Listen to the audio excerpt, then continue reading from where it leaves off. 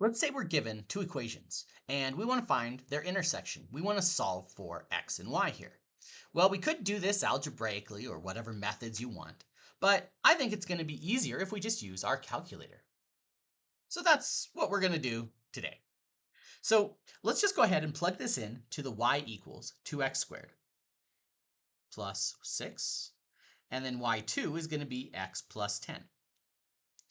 Now at this point, we'll hit the graph, and we need to kind of get a vague idea of where they intersect. And I say a vague idea because we actually don't have to find this. We could, if we want to, zoom and zoom fit 0 should find this one pretty easily. But we actually don't even have to do that, because as long as it crosses within the window of x, and you can see that it does, you can see that twice, we really don't have to see the y. So I'm actually going to go back to zoom standard to show you how we can do this without having to fully find the graph.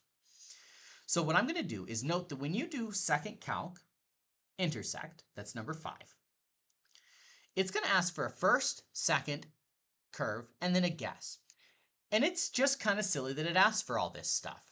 All you really need to do for this is go find one of them.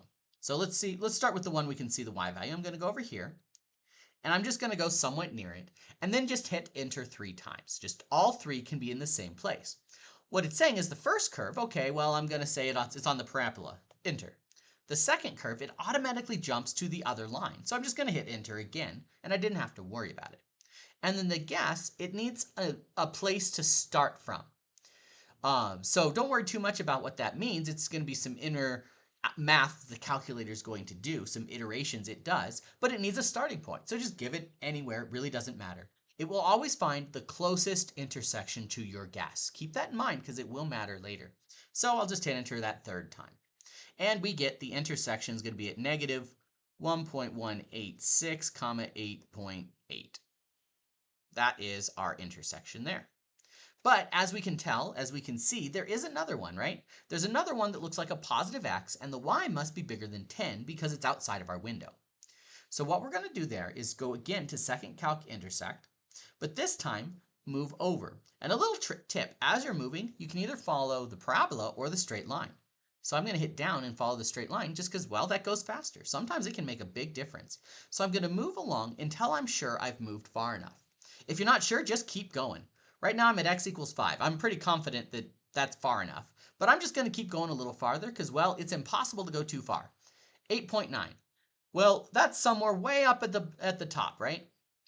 If I kind of draw a little graph of what I see here, we've got this going on. We've calculated that, and if we extend this graph out, it crosses over here, right?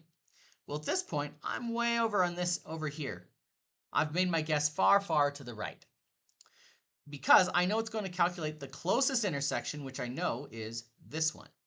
If I chose my point to be, say, like right here as my guess, well, I don't know. Is it going to do this one or is it going to do that one? I'm not sure. So that's why I want to say I make sure it goes far enough. But assuming I went far enough, we'll go ahead and choose that. So I'm just going to hit enter, enter, enter. Just enter 3 times, and I get my answer. I have 1.69, comma 11.69. So those are my 2 intersections. All right, let's take a look at a little bit more tricky of an example now.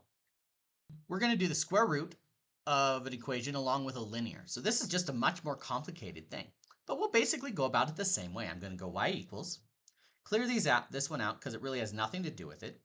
I'll go to the calculate the square root of 2x plus 5, and then minus 1. And then for the next graph, clear, 0.5x plus 1. And I'll hit the graph. Now, zoom standard is a good place to start, and that's where we're at. But, oh boy, I don't know what's going on here. It's hard to tell. But there's basically a couple of options. If I were to draw out what's going on here, one of 2 things is happening. We've got a square root that looks something like this, and then a straight line that I can't tell. Does it go like this? Or maybe it goes like this? Or maybe it goes like this? So I don't know how many solutions there are. There could be 0, there could be 2, there could be 1. So what I need to do is figure that out on the calculator. But we just don't care. The calculator will tell us. So I'm going to just blindly assume that there's two solutions, and we'll find out. So I'm going to go to calculate intersect. Now I'm going to go as left. I'm going to find the smallest and largest solutions. If they're the same, we know there's only one. So I'm just going to move to the left here. If you go too far, you notice that the y stops existing, right? There's no y equals there. So that means I went too far. So I'm going to go to the right until it just barely starts to exist. So that's going to be the place that I choose. I'm as far left as I can get, which means the closest intersection is going to be this one. So I'll hit enter 3 times at that point. So I know the smallest intersection is at -2, 0. Now that I've found the smallest one, let's find the biggest one.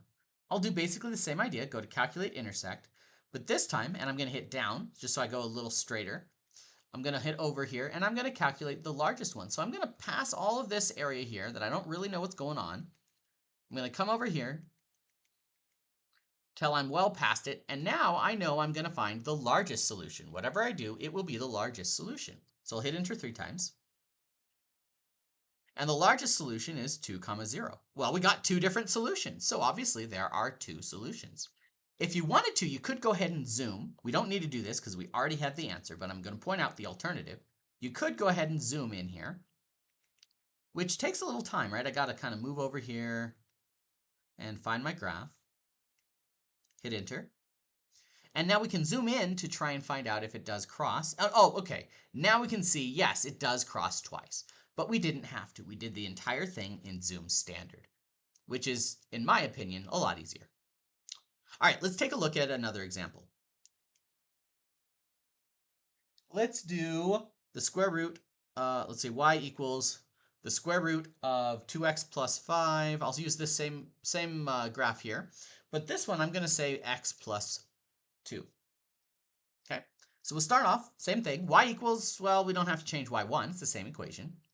And then here, we're just going to change it to x plus 2. So clear it out, x plus 2. Graph it. We again start off at Zoom Standard. And again, we really can't tell how many intersections there are. So I'm just going to blindly calculate the intersect. I'm over here. I'm going to calculate the biggest one first. So the largest intersect, enter, is -2, 0. Okay. So now I'm going to calculate the intersect of the smallest. So we're going to go to the left until it doesn't exist anymore. Enter. And we get the same answer. So it must be -2, 0, and there's only one solution in this case. So I'm going to go ahead and zoom in now, just to show you what's going on.